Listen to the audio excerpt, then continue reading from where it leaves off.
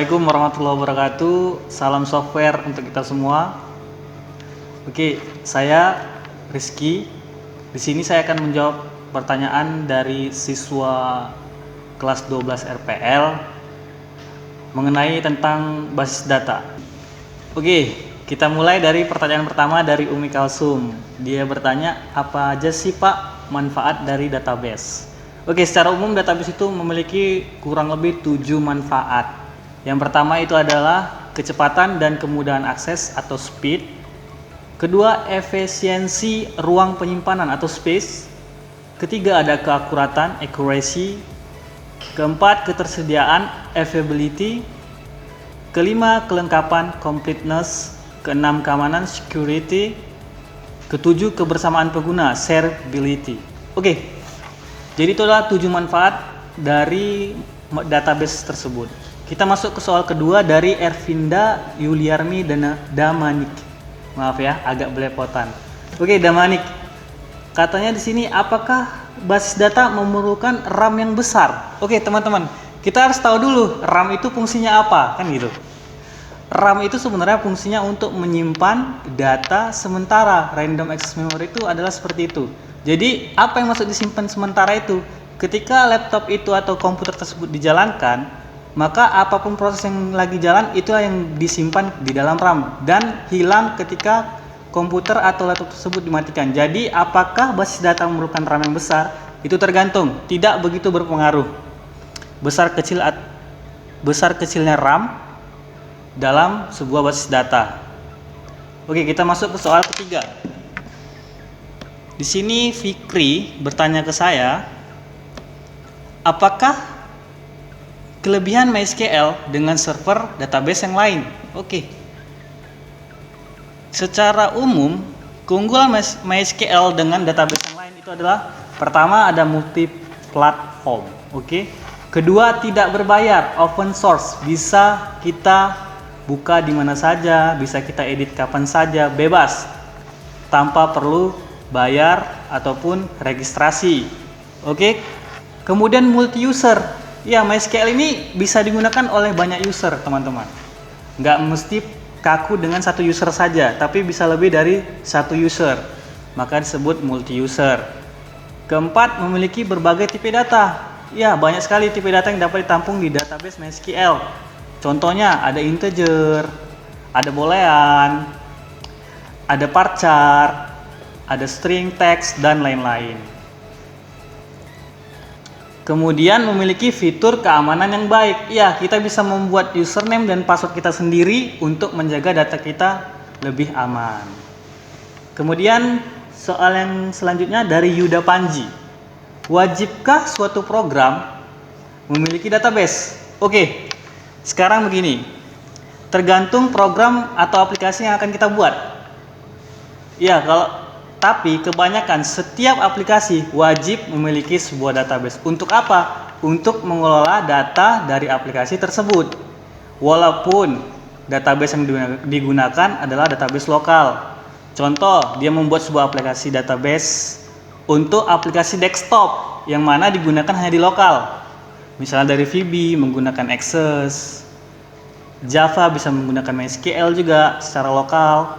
Atau database di Android dengan menggunakan database SQLite, itu database lokal.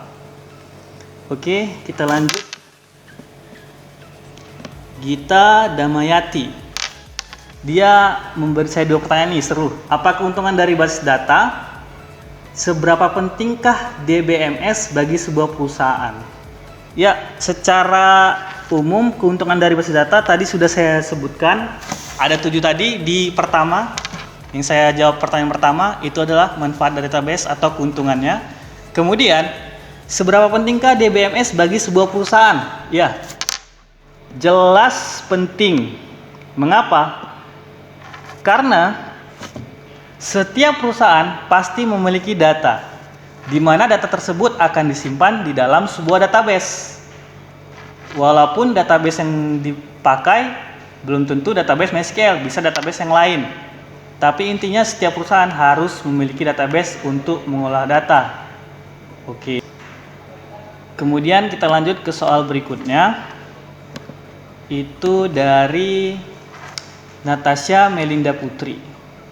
Pak, software apa sih yang dibutuhkan dalam pembuatan database? Ya, tergantung kita membuat database apa, gitu kan teman-teman. Kalau di sini kita berbicara yang kita pelajari adalah database MySQL. Yang kita gunakan adalah aplikasi XAMPP, gitu teman-teman. Bisa juga kalau misal database lokal yang lain yaitu Microsoft Access dan masih banyak lagi yang lain. Kalau untuk Android ada SQLite teman-teman. Oke, kita lanjut ke soal berikutnya dari Audi Al-Fakih.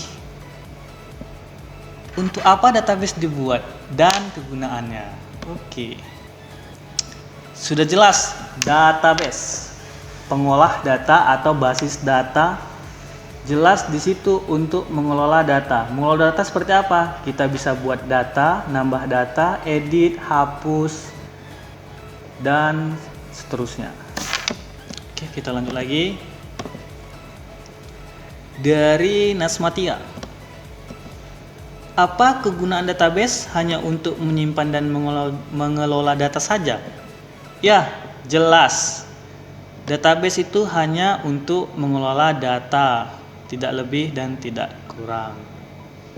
Karena dari pengertian saja, database adalah sebuah kumpulan data yang terorganisir. Jelas di situ adalah kumpulan data yang akan diolah.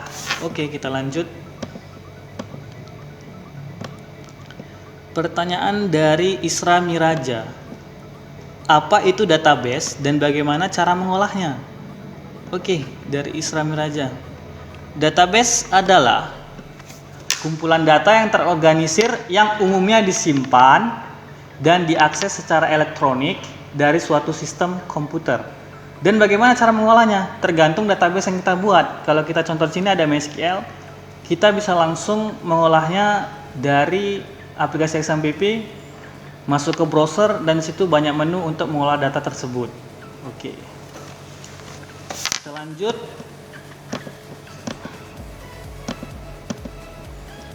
Dari Rizky Abdillah. Apakah auto increment hanya bisa digunakan di tipe data integer saja, Pak? Ya. Kita harus cari pengertian integer dulu. Tipe data integer adalah tipe data yang dapat menampung sebuah data bilangan bulat.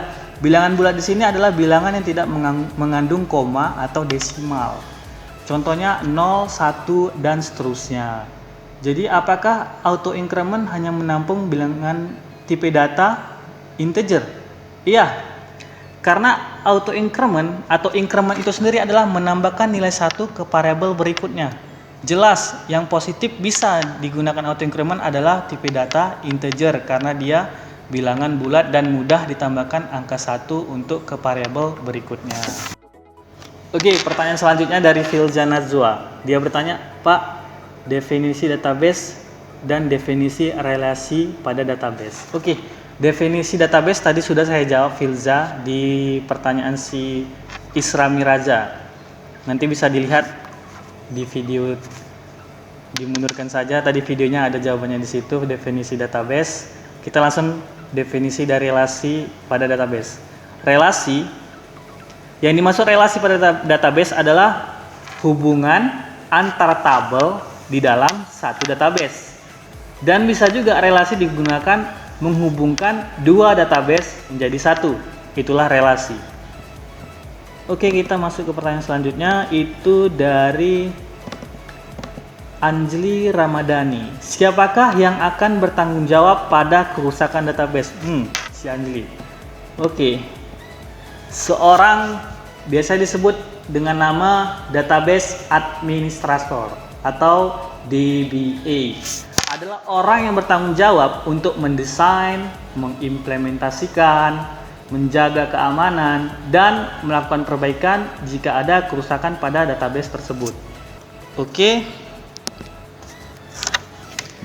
Kemudian ini ada pertanyaan selanjutnya dari Nasya Syafira.